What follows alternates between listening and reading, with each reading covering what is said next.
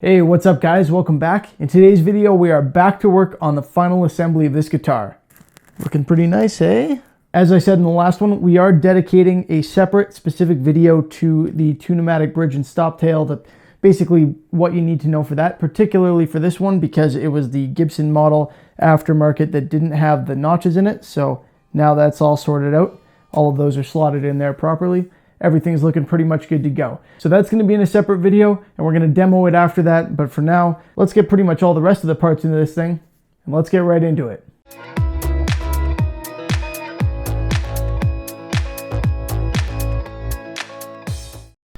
Alright, so if you haven't seen the previous video in this series where we started the final assembly process, I will put a card to that on screen here so you can take a look at that. Make sure you check it out. We are a fairly substantial way into this now, so we've only got a few things left to do. We're going to start with the tuners. These are the Graphtec ratio balance tuners, and these things are just fantastic. They're a locking tuner. If you don't know what the balance ratio is, it means if you've spent a lot of time tuning guitars, which I'm sure most of you have, you'll have noticed that on some of the strings you have to turn the tuner much longer, much further in order to get the same amount of adjustment to your pitch. So these have a different ratio in each of them, and that allows them to be balanced out so that it's the same amount of turning for the same amount of adjustment with each of your strings. Now you'll see there's some plates there. Those come with it. These tuners come with a variety of plates so that, depending on what guitar you're installing them on, you can have the right one. And the tuners lock into the plates so that they won't twist or anything like that. So instead of trying to screw the tuner itself into place, you're just going to screw these plates into place, and then it's a fairly easy install, a very easy install in fact. So what I'm doing now is I'm just marking out where the plates sit, and I'm marking out the hole that I need to screw through. And I'm going to drill those out. I'm going to do a tiny pilot hole and screw them all in place. Very easy process, actually a lot easier than screwing in the tuner itself, although it is an extra step because you install the plate first. So I've got a very small drill bit in my drill here, and I'm just gently making some holes. You'll see there's a piece of masking tape on the bit. That's my marker for depth. So I just go up until I hit the masking tape, make sure I'm not drilling through the headstock or anything crazy like that. And the masking tape serves as a little flag to get any dust and stuff out of the way like a fan as I'm drilling. So because I've already checked them with the plates, I can go in and drill my 6 pilot holes very easily here. I didn't have to install the tuners in order to be able to do that. And I get those finished up, and then it's time to install the plates. So that's step 1. There's only one hole on this particular set of plates that I need to put in, although some of them do have 2. One hole that I need to screw into place, and then 2 other holes that the tuners actually kind of lock into so that they won't rotate. So there are a couple of little bumps on the back of the tuner that lock it in place so you can tell when you're installing it properly. Once you get the plates in place, you don't have to worry about the twist or anything like that. It's a very easy install. I'm using a screwdriver for this rather than a drill. I always do when I'm working with tuners pretty much, because those screws are small and not particularly strong. I haven't tested them per se, but I have broken the top off of a screw before, and it's not a fun day. So I'm doing them carefully. These small ones I always kind of like to do with the drill. The same goes for, the screwdriver. The same goes for headstock covers. You don't see me putting a drill to those screws because I'm worried I'll break them or just generally mess things up. They're fairly delicate. Luckily, they're also very short, so even though I'm really taking my time putting them in, I don't have to worry too much about it taking forever because there's not a lot of distance to screw them in. Pretty straightforward process there. Once those are in place, what I like to do is put the little nut that holds the tuner in place through the washer so I don't have to play around trying to feed it through after, and then I just toss that all on at once. So I put the tuner in from the back, I give it a little wiggle to make sure that it's properly seated in its plate, and then I go ahead and bolt it in place, and I've just got a screwdriver with a socket on it here that I'm using to tighten them up. You don't want to crank these down too much, you don't want to dent your finish, and there's really no reason to crank them down really far, so I just give them about, hand tight plus not even hand tight, until they're cinched reasonably far down, and then I give them about another quarter turn to make sure that they're not going to move, not going to come undone on their own. I don't have to worry about them twisting because they're locked into that plate on the back, and normally they'd be locked in with a screw, so you don't really need to worry about that. You just tighten them up there enough so that they're not going to loosen themselves off, and then that's about all you need. So these are a really nice locking system. They're an attractive tuner. Of course, they look really good, but you can get a couple different styles of them as well. And there are ratio tuners that aren't locking as well. I know some people have told me they think locking tuners make their headstock too heavy, which I find, well, I don't agree with that, but hey, whatever works for you. Now we're going to move on to the electronics. You will have seen me put this in last time. This is the Emerson pre-wired kit. As most of you know, I usually go with the Gun Street wiring shop pre-wired kits because I'm terrible at wiring and I like pre-wired kits. They save me a lot of time, they look a lot nicer, and they work well. They use high quality components and everything. So all I've got to do here is wire in my pickups and the ground from my bridge post. Pretty straightforward process, but I'm using dimarzio pickups here. So they have 5 conductors and they're an unusual set of colors. Not a big deal. You can always look up a chart for these, but I'll help you out if you want to do a simple wiring like I'm doing here. I'm using a really old wire stripper there, and it doesn't work on the small ones. The individual conductors for the dimarzios are quite small, so I end up just pinching the pinching the sleeve off of the end of them, which you can do. My nails aren't really existent, so it's a little bit challenging for me, but still, it's an option. You can also carefully remove them with a razor blade if you don't have a wire stripper. There are a few options, more than one way to skin a wire, so to speak. So I'm just pinching those ends off, and I've got my 5 wires here, my black, white, green, red, and bare. And what I'm going to do here, because this is an SG kit and I don't need all of the options that would present themselves from a 5 conductor. I'm not using a 5-way switch. It's just a 3-way selector. I'm going to turn these essentially into a 2 conductor wire. So to do that, I twist together the white and black wires. This is specific to dimarzio, so don't take this this scheme, if you will, elsewhere. But anyway, I twist together the white and black wires, and then I'll solder them in place. I'm also going to twist the bare and green wires together to create my ground, and I'm going to twist in the one coming from the bridge post, my ground for the bridge, to the bridge pickup. It doesn't matter which pickup you do as long as you ground your bridge, so I'm just going to twist it in there with them. And I'm going to solder those kind of sets together. So the white and black one aren't actually going anywhere. I'm just closing the loop there. So I'm going to just solder those together, and then you'll see me once I've done that. I'm going to tape them up. So I toss a little bit of masking tape on the back of my guitar to protect it when I'm soldering. And just another quick step that I'm doing here, I've got some, I think, 320 grit paper or something. It really doesn't matter. And I'm scuffing up the back of the 2 volume pots because I have to wire my return, my ground, onto the back of those 2 volume pots. And new pots, sometimes it's difficult to get the solder to stick. It's got a little bit of, a coating or something on it. So what I do is I just scuff them up a little bit, and then the solder sticks much easier. I got to create a pool of it on there.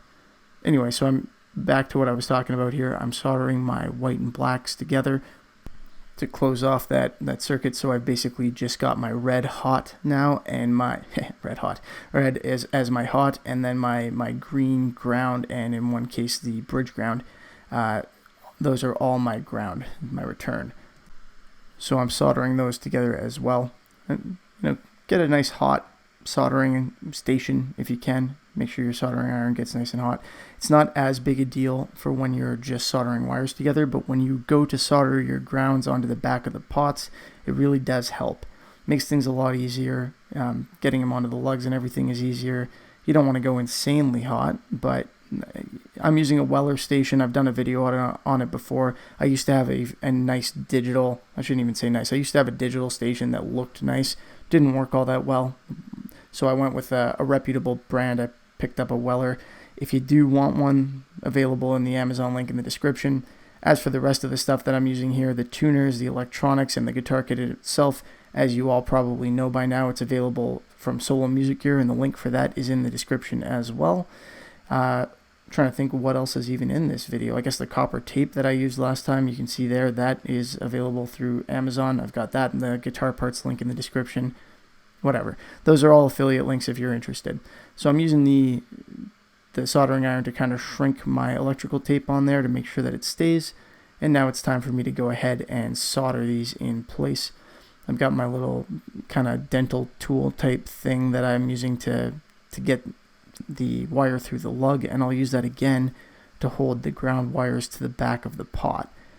You will have seen me use another very similar tool from that set earlier to mark off where I needed my screws to go for the tuners. So, having little pokey devices, it comes in handy, particularly with a guitar. You've got a few opportunities to use them. So getting something like an awl or a tool like that, I recommend it if you're going to be doing this a lot. It's helpful. Saves you a little bit of time. This part's easy. I'm just soldering the red to the open lug on the volume pots, and then I'm going to solder the rest of everything that I've got there, which is the green and ground, or the green and bare wire rather, and then the green, bare wire, and bridge ground to the back of the pot. So I'm doing that in both cases. I start by putting the red one in place to hold all my wires kind of where I want them, and then I make a pool of solder on the back of the pot, as you'll see me doing here. This is where the hot iron really helps. You want something with some decent power to it, not just like a standalone small pencil style iron that you get from Home Depot.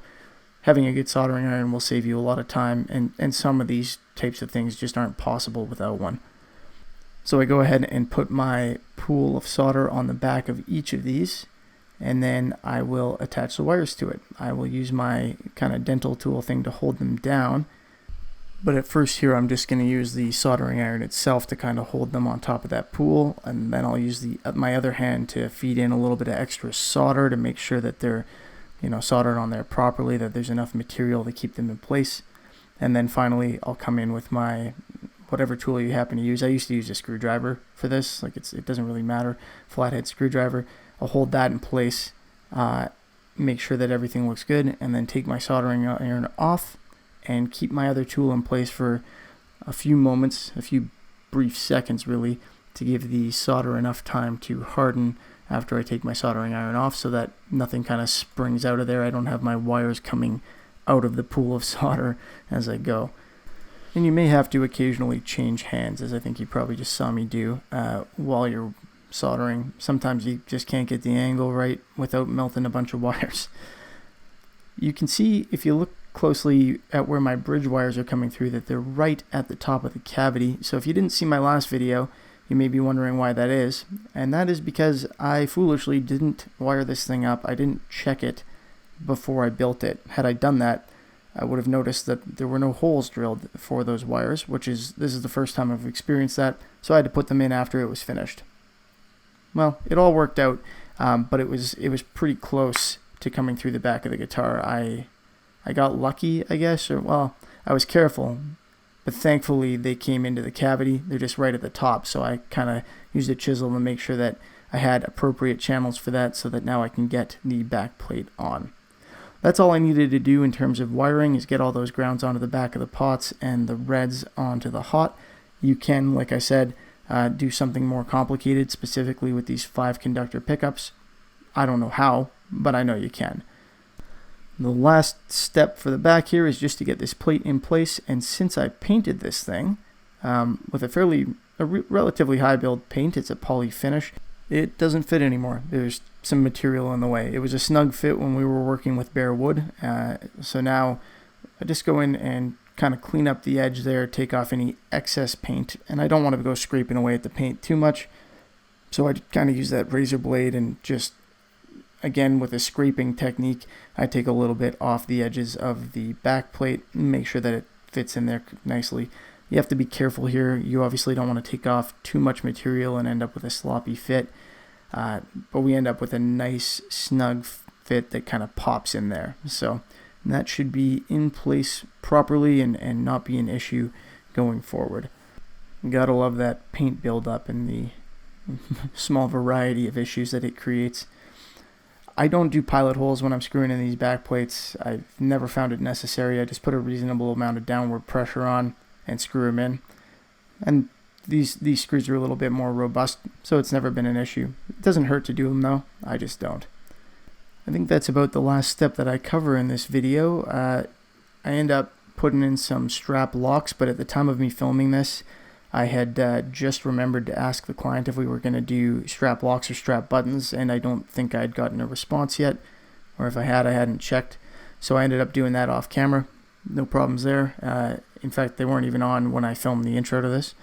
And then because we upgraded all of the electronics on this one, the knobs and switch knob didn't fit, so I've got to get new knobs for those pots, bigger ones that fit over the shafts there, and a new switch cap. The only other thing to put in there is the truss rod cover. Pretty straightforward. You just drill your pilot holes and screw it in. That's about it for this one, guys. In the next one, like I said, we will have a video dedicated to that 2-pneumatic bridge and everything you need to know in terms of setting it up, and in particular getting those slots ready, because it's the type that doesn't come pre-slotted. Most of them do, of course, so you won't need that added information. I hope you guys enjoyed the video. If you did, please feel free to give it a thumbs up. I would appreciate it. And remember to subscribe so you can see how this thing turns out and listen to me try to test it out, notwithstanding that I can barely play guitar. Thanks again for watching. I hope you guys enjoyed it, and I will see you next time. Have a good one.